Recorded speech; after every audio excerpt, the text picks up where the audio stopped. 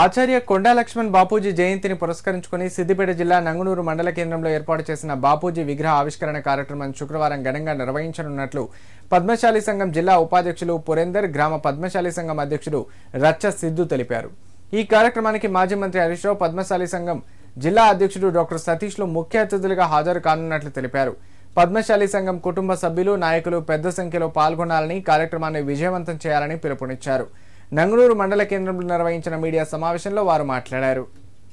తేదీ 27/9 రేపు శుక్రవారం రోజున కొండా లక్ష్మణ్ బాపూజీ జయంతి సందర్భంలో విగ్రహ ఆవిష్కరణకు గౌరవనీయులు మాజీ మంత్రివర్యులు హరీష్ రావు గారు, స్థానిక ఎమ్మెల్యే సిద్దిపేట మరియు సిద్దిపేట జిల్లా పద్మశాలి అధ్యక్షుడు డాక్టర్ సతీష్ గారు ఈ ప్రోగ్రాంకు హాజరయ్యి విగ్రహావిష్కరణకు వచ్చేస్తున్నారు. కావున నంగునూరు గ్రామ పద్మశాలి కమిటీ ఆధ్వర్యంలో విగ్రహ స్థాపించడం జరిగింది.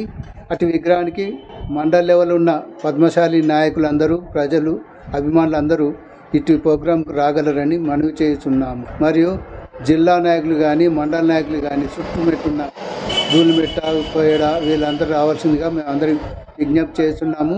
ఇటు విగ్రహానికి మొత్తం నంగునూరు గ్రామ కమిటీ ఆధ్వర్యంలో విగ్రహ ఏర్పాటు చేయడం జరిగినది.